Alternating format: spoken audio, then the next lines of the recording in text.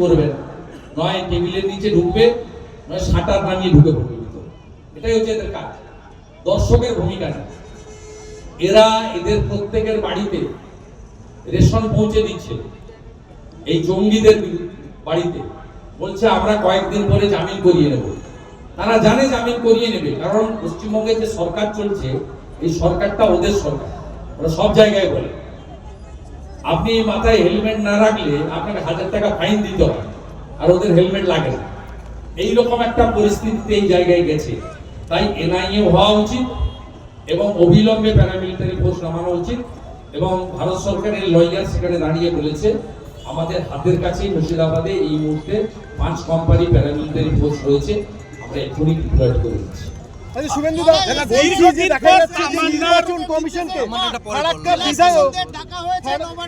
দুজন বললে কার উত্তর শুনানির পর জেলা শাসকদের ডাকা হয়েছে নবান্নে জরুরি বৈঠক, কি বলবেন? এসআইএর সুপ্রিম কোর্টের নির্দেশের পর জেলা শাসকদের ডাকা হয়েছে।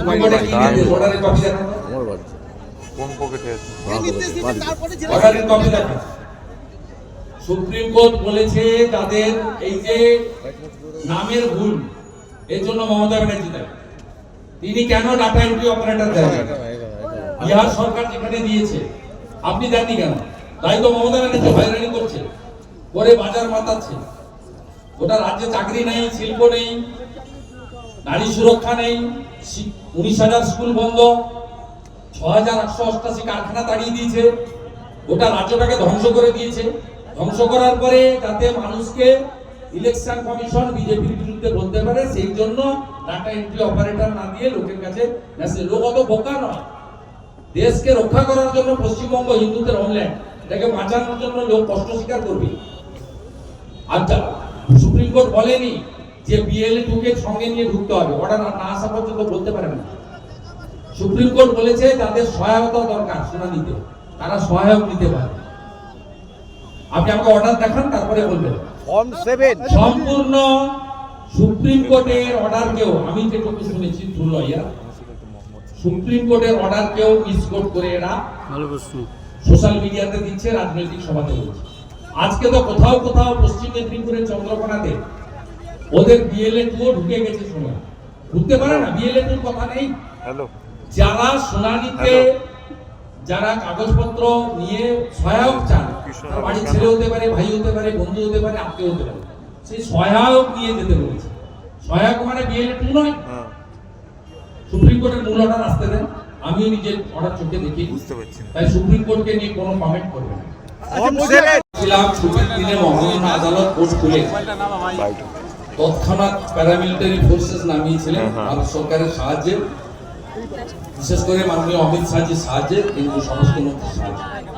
17 কোম্পানি এখানে প্যারামিলিটারি ফোর্স রয়েছে, CRPF এর ডেল্টা ইউনিট রয়েছে এবং BSF রয়েছে।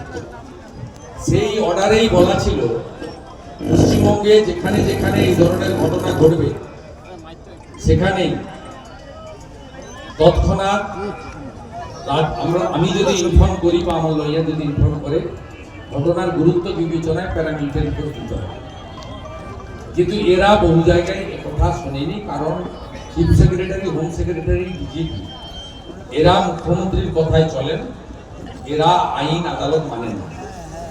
বাধ্য হয়ে ওই কেসের রেফারেন্সে নতুন কোনো ফ্রেশ ফিল নেই।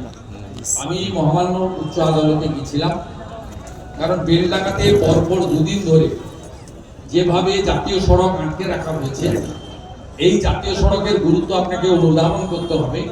গোটা উত্তর পূর্বাঞ্চলের কানেক্টিভিটি এই রাস্তা দিয়ে ভারতবর্ষের প্রতিবেশী যে রাষ্ট্রগুলো রয়েছে, বাংলাদেশ, নেপাল, ভুটান, সেখানে সমস্ত মাল পরিবহন যায় সড়ক পথে। এবং যেভাবে পরপর 2 দিন ধরে এখানে হামলা শুধু নয়, টার্গেট করা হয়েছে হিন্দুদের। একটি হিন্দু হোটেল, শর্মা হোটেল, প্রসাদ হোটেল, তাকে ভাঙচুর করা হয়েছে, লুট করা হয়েছে। এরা চায় মুর্শিদাবাদ জেলাতে যে 28% হিন্দু আছে তারাও জমি জায়গা বেচে দিয়ে পালিয়ে যায়। তারপরে এদের টার্গেট হবে নদিয়া জেলা, দেবগ্রাম, পলাশী, কালীগঞ্জ থেকে শুরু করে করিমপুর পর্যন্ত এই বর্ডার এলাকায় আপনি যদি যান, মোট 9টি জেলার 6000 গ্রামে আগে প্রদীপ জ্বলতো, এখন প্রদীপ জ্বলে না। আগে শাঁখ বাজতো, এখন শাঁখ বাজে না। 6000 এমন গ্রাম রয়েছে বাংলাদেশের বর্ডার এলাকাতে যেখানে একটা মন্দিরের অস্তিত্ব রাখেনি। খোল বাজে না, মৃদঙ্গ খঞ্জনি বাজে না, হরিনাম হয় না, তুলসী মঞ্চ নেই। এদের গ্রেটার বাংলাদেশ তৈরি করার ষড়যন্ত্র, এটা আন্তর্জাতিক ষড়যন্ত্র। তাই অবিলম্বে প্যারামিলিটারি ফোর্স নামানো শুধু নয়, এনআইএ এর মাধ্যমে এদেরকে গ্রেফতার করতে হবে। এবং আজকে কোর্ট অন্তর্বর্তী অর্ডারে বলেছে, ভারত সরকার স্বরাষ্ট্র দপ্তর যদি মনে করেন এই মামলা, যে মামলাতে 35 জন অ্যারেস্ট হয়েছে, এরা কয়েকদিন অ্যারেস্ট হয়ে থাকবে, এদের কোনো ক্ষতি নেই।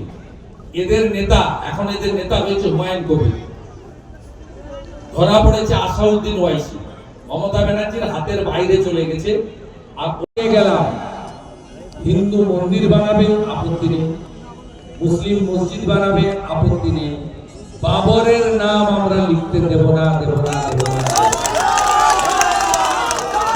বিজেপিকে আনবেন, বাবরের নাম লিখতে দেব না। বাবর ভারতীয় নয়, ভারত মোগল পাঠান হানা দিতে এসেছিল, ধর্ম পরিবর্তন করেছে, মন্দির ভেঙেছে, আমার মা বোন দিদির ইজ্জত লুট করেছে।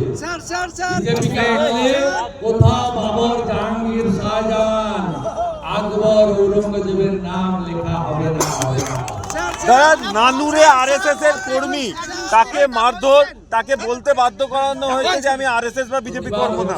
আজকে আরএসএস এর পক্ষ থেকে রাষ্ট্রীয় বড় সামাজিক সংগঠন, আদর্শবাদী সংগঠন, হিন্দুদের প্রাণের সংগঠন, নেশান ফার্স্ট মন্ত্রে দীক্ষিত সংগঠন, সবচেয়ে সেবামূলক কাজ এই সংগঠন করে, তারা আজকে শান্তিপূর্ণ বিক্ষোভ করছে। আমি টিভিতে দেখলাম।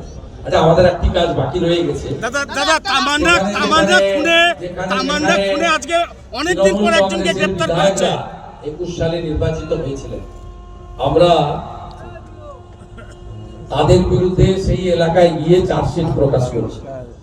আজকে মাননীয় উজ্জ্বল বিশ্বাসের প্রতিশ্রুতি আর প্রতিশ্রুতি ভঙ্গ করার চার্জশিট।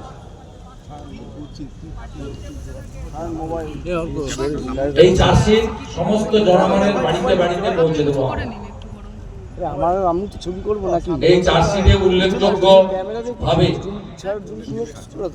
আমাদের ধুবুলিয়া যক্ষ্মা হসপিটালের কাজ বাস্তবায়ন হয়নি, এটা মুখ্যমন্ত্রী এবং উজ্জ্বল বাবু অনেকবার প্রতিশ্রুতি দিয়েছিলেন। রেল স্টেশনের ওভারব্রিজ নেই, রেল দপ্তর একাধিকবার জমি চাওয়া সত্ত্বেও জমি দেয়নি রাজ্য সরকার। এর বাইরেও জমি মাফিয়াদের কবলে সরকারি জমি, এশিয়ার বৃহত্তম ধুবুলিয়া টুঙ্গি হাসপাতাল এখন ভূত বাংলো। জলঙ্গি নদী থেকে প্রশাসনের নাকের ডগায় নিয়ন্ত্রণহীন বালি তোলা হচ্ছে। পালপাড়া এবং ভাতজাংলা সংলগ্ন এলাকায় দিনের আলোয় জুয়া এবং নেশাজাত দ্রব্যের ঠেক চলছে। পুলিশ, তৃণমূল মিলিতভাবে এই এলাকায় এই কাজ করছে। বিস্তারিতভাবে আমাদের এই চার্জশিটে দেওয়া আছে। তাই সবাই মিলে শপথ নেন, পাল্টানো দরকার। চাই বিজেপি সরকার। শুধু বিজেপি সরকার নয়, কৃষ্ণনগর দক্ষিণ থেকেও পদ্ম